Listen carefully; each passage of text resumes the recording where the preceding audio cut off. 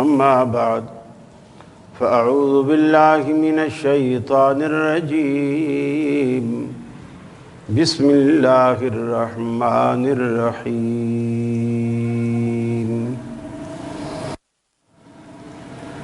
ما قدر الله حق قدره إن الله لقوي عزيز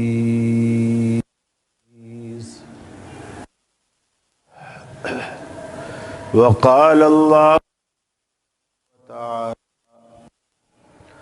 ما لكم لا ترجون لله وقارا وقد خلقكم أطوارا۔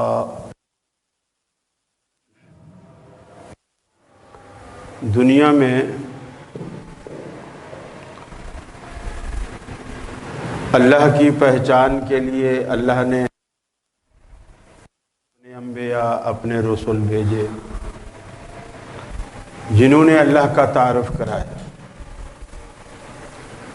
اور جن لوگوں پر اللہ کا احسان، اللہ کا فضل، اللہ کا کرم ہوا، اللہ نے ان کو یہ توفیق دی اور انہوں نے اللہ کو پہچانا، اس کی توحید کو پہچانا، اس کے مقام کو جانا، اس کے مرتبے کو پہچانا، اور پھر اس سے ڈر ڈر کر وہ زندگی گزارتے ہیں۔ نبی کریم صلی اللہ علیہ وسلم صحابہ کرام کو دجال کے فتنے سے ڈرایا۔ صحابہ ڈر گئے،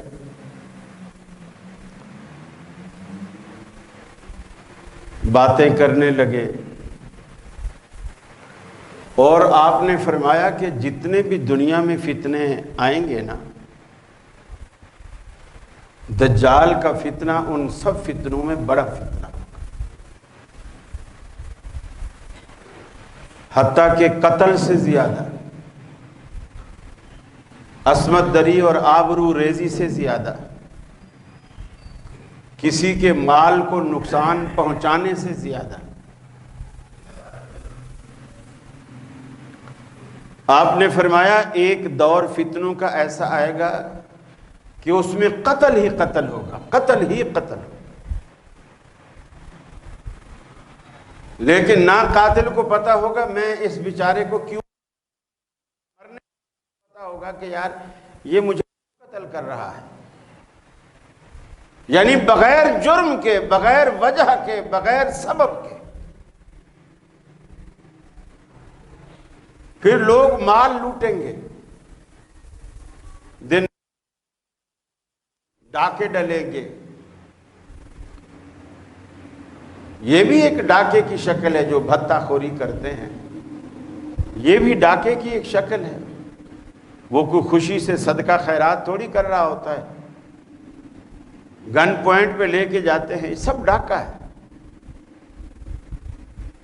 پھر فرمایا لوگوں کی عزتیں لوٹی جائیں گی۔ آپ نے جب یہ سارے فتنوں کا ذکر کیا، صحابہ کرام ڈر گئے۔ آپ نے فرمایا کیا میں تمہیں ان سارے فتنوں سے بھی بڑھ کر بڑے فتنے سے آگاہ نہ کروں؟ صحابہ ہے گئے کہ قتل سے بڑا، لوٹ مار سے بڑا، زناکاری سے بڑا اور کون سا فتنہ ہوگا؟ آپ نے فرمایا وہ دجال کا فتنہ ہے، یہ قرب قیامت میں آئے گا۔ مسند احمد کی روایت ہے، آپ نے فرمایا کہ اس کے آنے سے پہلے 3 سال ایسے آئیں گے، دجال کے آنے سے پہلے 3 سال ایسے آئیں گے کہ پہلے سال اللہ زمین اور آسمان کو حکم کرے گا کہ آسمان جو بارش برساتا ہے یہ اس کی 1/3 بارش روک دے. گویا 12 آنے میں سے 4 آنے بارش روک دے اور 8 آنے بارش ہو. 1/3 بارش روک دے. زمین کو حکم ہوگا کہ وہ اپنے اندر سے اگنے والی کھیتی باڑی، معیشت، اناج، اس کا بھی 1/3 روک دے. گویا 2 حصے اگیں گے، 1 حصہ نہیں اگے گا پوری زمین میں سے. پھر فرمایا جب دوسرا سال آئے گا اللہ تعالیٰ آسمانوں سے کہے گا کہ وہ آدھا، یعنی 1 حصہ پچھلے سال روکا تھا، اب کہے گا 2 حصے روک لے اور 1 حصہ دے. 1 حصہ یعنی 12 آنے میں سے 4 آنے بارش ہوگی اور 8 آنے بند ہو جائے گی. اسی طرح 12 آنے میں سے 4 آنے زمین زراعت اگائے گی، دانہ اگائے گی، اور 8 آنے بند ہو جائے گی. نتیجہ کیا نکلے گا کہ پوری کی پوری دنیا کا انحصار اسی 1/3 پر ہوگا. ساری دنیا وہ 1/3 پہ گزارا کیسے کرے گی؟ پھر فرمایا تیسرا اور آخری سال، دجال کی آمد سے پہلے آخری سال، اللہ آسمان سے کہے گا کچھ نہ برسا، زمین سے کہے گا کچھ نہ اگا. گویا زمین بنجر، بارش، معیشت تباہ، چراگاہیں خشک. آپ نے فرمایا کھر والے جتنے جانور ہیں، جیسے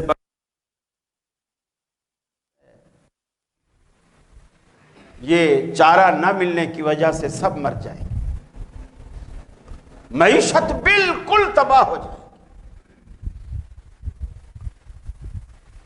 اب آپ اس سے اندازہ لگائیں ایسا کیوں ہوگا؟ اللہ تعالیٰ دجال کو ایسے بھی لا سکتا ہے. لوگ کھا بھی رہے ہوں، پی بھی رہے ہوں، دجال آ جائے. لیکن اس سے پہلے 3 سال یہ اہتمام کیا گیا. اصل میں قیامت سے پہلے جتنے بھی فتنے آنے والے ہیں نا، جو بڑے فتنے ہیں، جو بڑی نشانیاں ہیں قیامت کی، وہ برے لوگوں پر آئیں گے. نیک لوگ سب دنیا سے چلے جائیں گے، برے لوگ بچیں گے اور نیکی کرنا چھوڑ دیں گے. گناہ کا راج ہوگا، اور جب گناہ ہے تو گناہوں کا پہلا نتیجہ یہی ہوتا ہے آسمان سے بارش برسنا بند ہو جاتی ہے اور زمین اپنی کھیتی باڑی زرخیز یہ باہر نکالنا یہ بھی بند کر دے گی. صلاۃ والسلام کی دور میں قحط سالی آئی اور وہ بارش کی دعا کے لیے نماز استسقاء کے لیے جا رہے ہیں.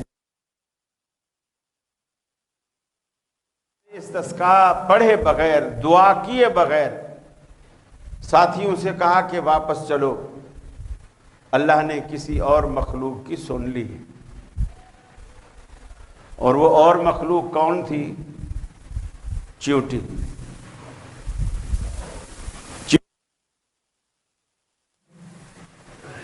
اور دیکھو سلیمان علیہ السلام نے اس ساری چیز کو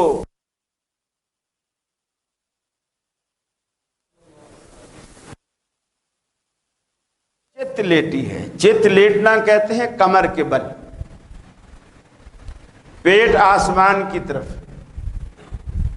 اس کے ہاتھ کہہ لیں، ٹانگیں کہہ لیں، وہ بھی آسمان کی طرف ہے۔ اور وہ کہہ کیا رہی ہے؟ یا اللہ ہم تو گناہ نہیں کرتے،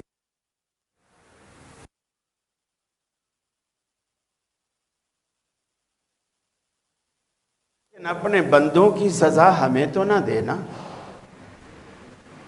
گویا ان کو جو سزا مل رہی ہے وہ بھی ہمارے گناہوں کی سزا۔ یا اللہ زمین اتنی، اپنے گھروں میں بلوں میں بھی نہیں رہ سکتے، حالانکہ جب بارش ہوگی بارش تو بلوں میں گھس جائے گی، چیونٹیاں مر جائیں گی، لیکن وہ بارش کی دعا کہ اللہ بارش برسا، اور اس کی وجہ سے انسانوں کو بھی فائدہ ہو رہا۔ دعا اس نے کی، اللہ نے قبول کی، بارش ہوئی اور پوری انسانیت کو فائدہ ہو گیا۔ اب آپ سمجھتے ہیں یہ چیونٹیاں، یہ مکوڑے، یہ مچھر، یہ کیا پیدا کی ہیں؟ آپ ان کے مقاصد تو دیکھیں کہ آپ کو کتنا فائدہ پہنچا رہی ہے، کتنا فائدہ پہنچا رہی ہے۔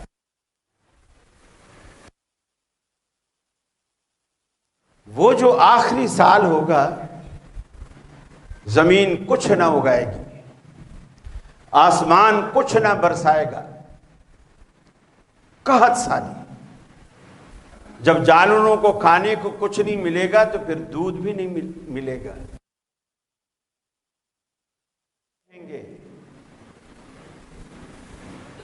گوشت کے کاروبار نہیں ہوں گے، دودھ دہی کی دکانیں نہیں چلیں گی، مویشی منڈی میں آپ کو جانور نہیں ملیں گے۔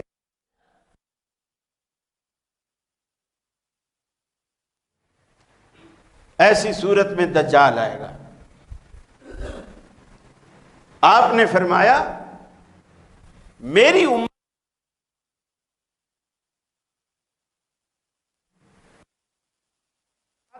ڈٹ جانے والا قبیلہ بنو تمیم ہے۔ یہ عرب کا قبیلہ ہے،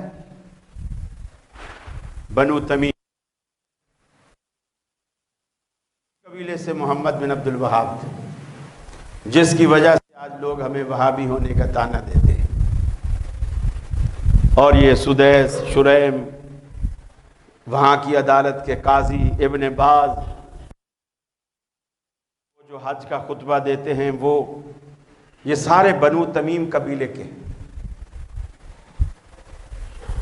اور پورے کا پورا بنو تمیم قبیلہ آپ رسول اللہ صلی اللہ علیہ وسلم کے اس حدیث کو سامنے رکھیں کہ قیامت والے دن جو سب سے زیادہ دجال پر بھاری ہوگا، جو دجال کو لوہے کے ناکوں چنے چبوائے گا، وہ تمیم کا قبیلہ۔ آج عرب میں جا کے دیکھیں، وہ سارے کا سارا قبیلہ، چھوٹے سے لے کر بڑے تک، سارے اہل حدیث۔ اس سے آپ اندازہ لگائیں۔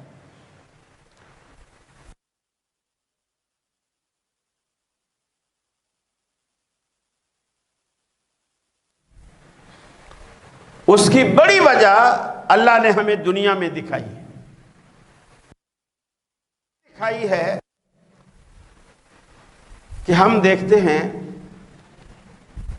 کوئی بھی سر پہ ٹوپی نہ ہو، تن پہ کپڑا نہ ہو، حتیٰ کہ وہ نیکر بھی نہ پہنی ہوئی ہو، چوراہے پہ بیٹھا ہو، 30 سال سے نہایا نہ ہو، بال ایسے آپس میں الجھے ہوئے ہوں کہ آپ لوہے کی کنگھی لا کر بھی اس کو کنگھی نہیں کر سکتے۔ پلاسٹک کی کنگھیاں کیا کام، لوہے کی کنگھی الفی سے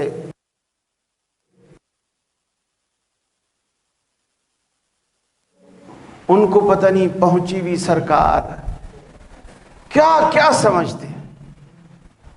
ارے میاں، ان کو کپڑے کی تھوڑی ضرورت ہوتی ہے، کوئی یہ میرے اور آپ جیسے تھوڑی ہیں، پہنچی ہوئی سرکار، یہ کپڑے اتار لیے ہیں، ایسی جگہ یہ پہنچا ہی کیوں ہے؟ رسول اللہ صلی اللہ علیہ وسلم سے بڑھ کر نہ پہنچی ہوئی سرکار ہونا، رسول اللہ صلی اللہ علیہ وسلم سے بڑھ کر دنیا میں پہنچی ہوئی سرکار اور کوئی نہیں ہو سکتی۔ پہنچی ہوئی کا مطلب یہ ہوتا ہے کہ میاں یہ اللہ کے پاس پہنچا ہوا ہے، اللہ سے اس کا ڈائریکٹ تعلق ہے۔ آپ نے فرمایا میں تم سب سے زیادہ اللہ سے ڈرنے والا، تم سب سے زیادہ اللہ کے قریبی، تم سب سے زیادہ اللہ کا دوست، تم سب سے زیادہ اللہ والا۔ لیکن آپ لباس پہنتے تھے، نہا لباس کو صاف ستھرا رکھتے تھے، جسم سے خوشبوؤں کے اٹھا کرتے تھے۔ خود حضرت ابو ہریرہ کہتے ہیں رضی اللہ تعالی عنہ کہ جب مجھے رسول اللہ صلی اللہ علیہ وسلم سے ملنا ہوتا اور آپ مسجد میں نہ ہوتے تو میں کسی سے پتہ نہیں پوچھتا تھا، میں صرف خوشبو سونگھ کے وہاں پہنچا تھا۔ یہ ہمارے پیر ہیں، ہمارے پیر، اللہ نے پیر بنایا ہے، اللہ نے مرشد بنایا ہے، اللہ نے یہ مرتبہ دیا ہے۔ ان سے زیادہ اللہ کا قریب ہو سکتا ہے، اور انہوں نے اس طرح کی حرکتیں کبھی۔ پھر آپ کے بعد ابو بکر صدیق، عمر فاروق، عثمان غنی، علی المرتضیٰ، جن کے نام پر سارا دن بھنگ پیتے، انہوں نے کبھی کپڑے نہیں اتارے۔ اور یہ ایسے اللہ کے دوست جس دن پیدا ہوئے تھے نرس نے یا دائی نے نہلایا تھا، اس کے بعد پھر ان کو زندگی میں نہانا یاد نہیں رہا کہ نہانا بھی کوئی ہوتا ہے، نہ پاکی کا خیال، نہ پلیدی کا خیال، کسی چیز کا خیال۔ اب لوگ انہیں سب کچھ مانتے ہیں۔ کو یہ بھی پتا ہے کہ دنیا میں ایسا کون سا طبقہ ہے جن کے یہ ایسے ہی اولیاء ہوتے ہیں، ایسے ولی ہوتے ہیں، ایسے پیر ہوتے ہیں۔ آپ کو یہ بھی پتا ہے، نام لینے کی مجھے ضرورت نہیں۔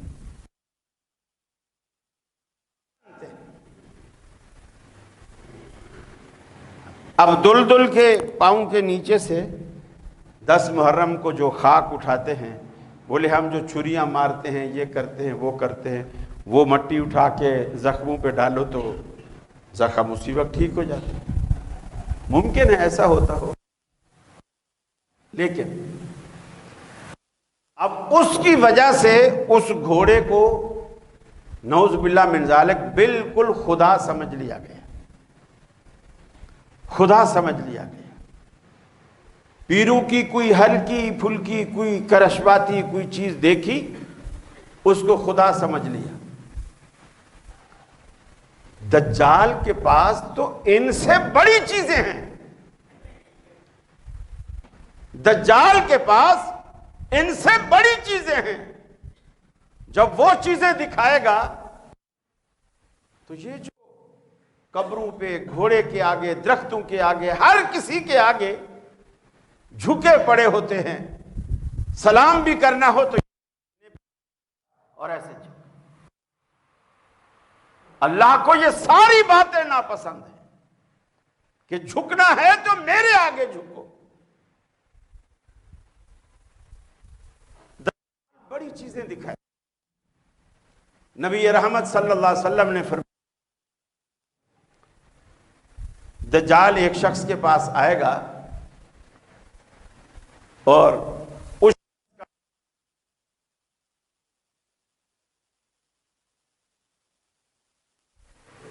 بولے گا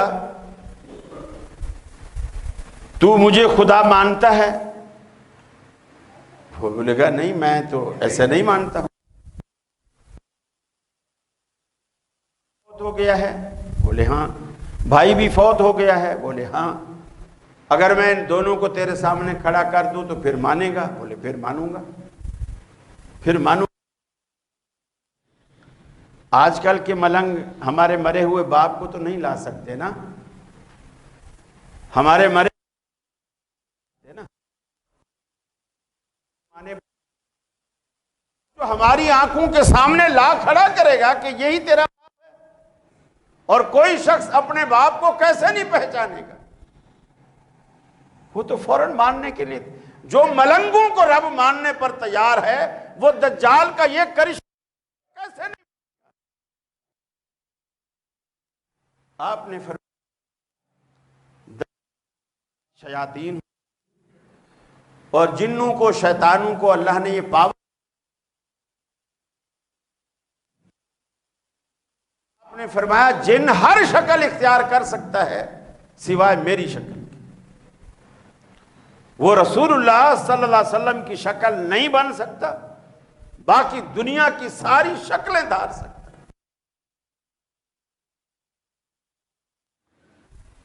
وہ ایک شیطان وہ ابا کا روپ دھار کر سامنے آئے گا، دوسرے کو بولے گا اس کے بھائی کا روپ دھار، وہ سامنے آ جائے گا، کھڑا کر دے گا، وہ تو اس کو سجدے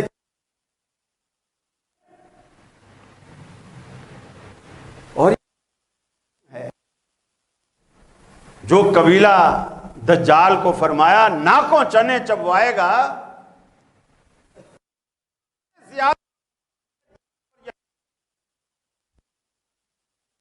دیوار بن کر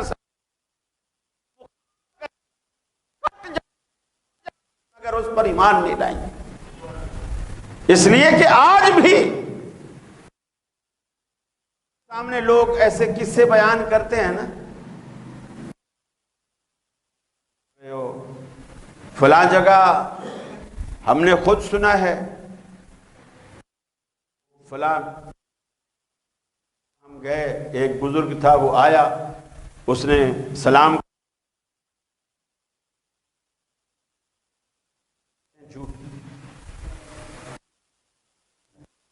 وہ کہتے ہیں یار میں نے آنکھوں سے دیکھا، ہم کہتے ہیں ضرور کوئی شیطانی دھوکہ ہوگا، یہ جھوٹ ہے، ہمیں یقین ہی نہیں آتا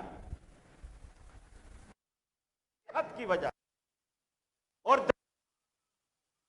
ہے عقیدے ابھی سے درست کرو، یہ خام خیالیاں، جھوٹے قصے، جھوٹے کہانیاں، یہ سب دل سے نکال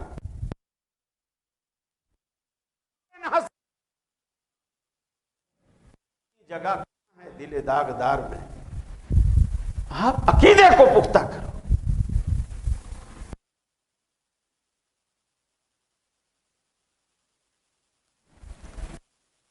دجال کو دیکھے گا،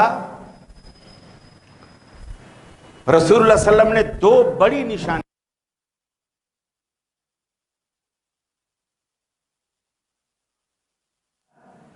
اس کا ایک بازو کٹا ہوا ہے یہاں سے، اور بالکل وہ آخر میں ایسا جیسے نپل ہوتی ہے پستان کی، اس شکل کا آخر میں بنا ہوا ہے۔ پھر فرمایا کانی ہے، اس میں جو آنکھ کا ڈھیلا ہے اس سے اس کو کچھ نظر، ڈھیلے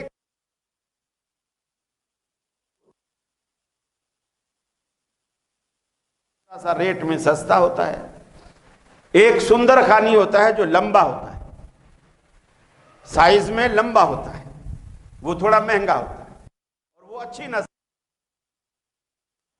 تو فرمایا اس دجال کی جو ایک آنکھ ہے سندر خانی انگور کے جیسا ڈھیلا اس کے اندر لگا ہوا ہوگا، اس میں نظر نہیں آئے گا۔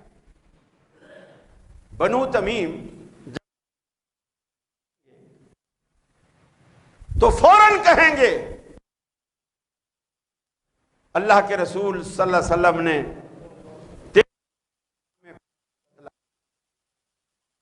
ہم اپنی آنکھوں سے دیکھ رہے ہیں وہ دونوں تیرے اندر موجود ہیں. تو کانا بھی ہے اور بازو بھی کٹا ہوا ہے، اور بالکل اس طرح کٹا ہوا ہے جس طرح اللہ کے رسول نے بتلایا تھا صلی اللہ علیہ وسلم. حدیث کی مدد سے وہ شیطان کے دجال کے فتنے سے بچ پائیں گے. اور یہ جو ہر جگہ جھک جانے والے سجدے کریں گے، دعوتیں کریں گے اس کی، ذرا برکت والا پیر ہمارے گھر میں بھی رکھ لو، ہمارے رکھ لو. آپ نے فرمایا جنت اور دوزخ ساتھ ساتھ لیے پھر رہا ہوگا، اور یہ دھوکہ ہوگا. جو دوزخ دکھ رہی ہوگی وہ حقیقتاً جنت ہوگی، جو جنت دکھ جو اس کو اٹھا دوزخ میں ڈالے گا حقیقتاً وہ جنت ہوگی، اور جو اس پر ایمان لائے گا اسے جنت میں ڈالے گا حقیقتاً وہ دوزخ ہوگی. ایک ایک بات بتلائی، ایک ایک بات. پھر آپ نے کہا دجال کانا ہے اور تمہارا رب کانا نہیں ہے. کانا عیب ہے، تمہارا رب بے عیب ہے. اس کا ایک بازو کا کٹا ہونا عیب ہے اور تمہارا رب بے عیب ہے. ایک ایک سمجھائی. آج ہم سے وہی گلہ کیا. فرمایا ما قدر اللہ حق قدری ان اللہ لقوی. ان نابکاروں نے اللہ کی ویسی قدر نہیں کی جیسی رب العالمین جیسی قدر کا استحقاق رکھتا تھا. اللہ جس قدر عظمت اور شان اور شوکت کا مالک تھا، ان ظالموں نے اللہ رب العالمین کی ویسی قدر نہیں کی. ان اللہ لقوی، اللہ غالب بھی ہے، اللہ طاقت والا بھی ہے. سارے ولی، سارے صحابہ، جتنے بھی دنیا نے کتب غوث ابدال پیر فقیر ملنگ دھڑنگ جتنے بھی لوگوں نے بنا رکھے ہیں، سارے کے سارے قیامت والے دن بے بس نظر آئیں گے، بے بس نظر آئیں گے. کوئی اللہ کے آگے سفارش کرنے کی بھی جرت نہ کر سکے گا. من ذا الذی یشفع عنده الا باذنہ، کون ہے جو اللہ کی دربار میں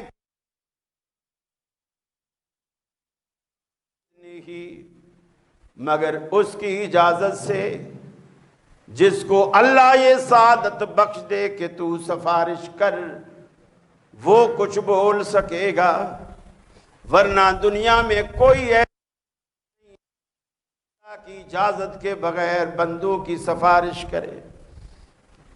آج کتنے دنیا میں بدبخت ہیں جن کے عقیدے یہ ہیں. پیر عبد القادر جیلانی کے بارے میں جن کا عقیدہ یہ ہے ساڈا عبد القادر قادر ہے سانو ہور قادر دی لوڑ نہیں. ساڈا عبد القادر قادر ہے سانو ہور قادر دی لوڑ نہیں. سانو بغداد دیاں گلیاں کافی نے سانو ہور جنت دی لوڑ نہیں. اللہ قیامت کے دن کہے گا جاؤ جاؤ بغداد کی گلیوں میں، جاؤ عبد القادر کے پیچھے. ارے عبد القادر کو نہیں قادر کو مانو. ساری عبد القادر کیا بیش دنیا اس کے ہے. انتم الفقراء الی اللہ، اے دنیا والو تم سارے کے سارے اللہ کے در کے فقیر ہو. वल्लाहु हुवल गनी। और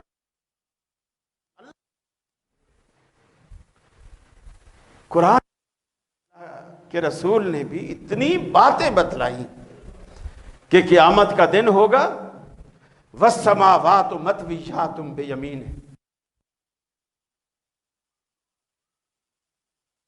एक से एक बढ़कर बड़ा, एक से एक बढ़कर बड़ा। पहला आसमान पूरी से बड़ा, दूसरा आसमान पहले आसमान से बड़ा, तीसरा दूसरे से बड़ा, इसी तरह सातवां छठे से बड़ा। फरमाया उसके ऊपर भी अल्लाह रब्बुल आलमीन की कुर्सी, समावात वल अर्ज़, अल्लाह की कुर्सी ने जमीनों को भी आसमानों को भी ढांप रखा है, वो इतनी बड़ी। फिर आपने फरमाया वो जो बड़ी कुर्सी, सातों जमीनें, सातों समंदर, सूरज, चांद, सितारे, सब कुछ जिसमें समा जाएं, फरमाया वो अर्श के मुकाबले में इतनी बड़ी कुर्सी छोटी है। चटियल मैदान में एक छल्ला पड़ा हुआ हो, एक छल्ला पड़ा हुआ, लोगों ने यही नहीं है वो किस कदर ताकत का मालिक है, हमें इसका अंदाजा ही नहीं। फिर आपने फरमाया वो कुर्सी अर्श के मुकाबले जो छल्ला है, छल्ला अल्लाह का अर्श, अल्लाह का अर्श है, उसकी वुसअतों का कोई अंदाजा है, उसकी का कोई अंदाजा है? पर अल्लाह की जात है, अल्लाह की जात है। 8 मुकर्रब फरिश्ते हैं, अल्लाह के अर्श को उठाया हुआ है। यहमिलूना अर्श रब्बे, अल्लाह के हबीब ने फरमाया उन 8 फरिश्तों में एक फरिश्ता ऐसा है जो अर्श के बिल्कुल बीच में अपना सर दिए खड़ा है। उसकी तवालत का अंदाजा इससे लगाइए, सर उस अर्श के नीचे है और पांव उसके सातों जमीन। अल्लाह की बादशाहत का कोई अंदाजा है? कोई अंदाजा है? आपने फरमाया वो फरिश्ते, उनमें से एक फरिश्ता जो अल्लाह के अर्श को उठाए हैं, 8 फरिश्ते, उसकी लंबाई चौड़ाई का ये आलम है। फरमाया ये इंसान कान और ज्यादा, कोई लंबी गर्दन वाला होगा तो एक बलिष्ठ हो जाएगी, वरना एक बलिष्ठ भी पूरी नहीं है। आपने फरमाया उस फरिश्ते के एक कान से लेकर उसके कंधे तक एक तेज रफ्तार उड़ने वाला परिंदा 700 साल तक उड़े तो उसके कान से कंधे तक नहीं पहुंच सकता। ये अल्लाह रब्बुल आलमीन के फरिश्तों की अज़मत है। तो जिस रब ने इन फरिश्तों को बनाया है उसकी कोई अज़मत नहीं। कभी उसको मलंगों से डराते हो उस रब को, कभी उसको फकीरों से डराते हो, कभी ये फोटो कॉपी नहीं करोगी तो तुम्हारी भैंस मर जाएगी, 11वीं नहीं करोगे तो दूध देना बंद कर देगी। अल्लाह को कुछ तुम लोगों ने यो अकीदे की इस्लाह कर लीजिए। अगर अकीदे की हमने इस्लाह ना की तो हम दज्जाल के, अल्लाह से दुआ है अल्लाह रब्बुल आलमीन हमें दज्जाल के फितने से बचाए, क़यामत के हर फितने से बचाए, नेकी की तौफीक अता फरमाए, कहत सालियों से हमें बचाए और माली खसारे से हमें बचाए और अपने नेक बंदों में अल्लाह शामिल फरमाए। व आखिर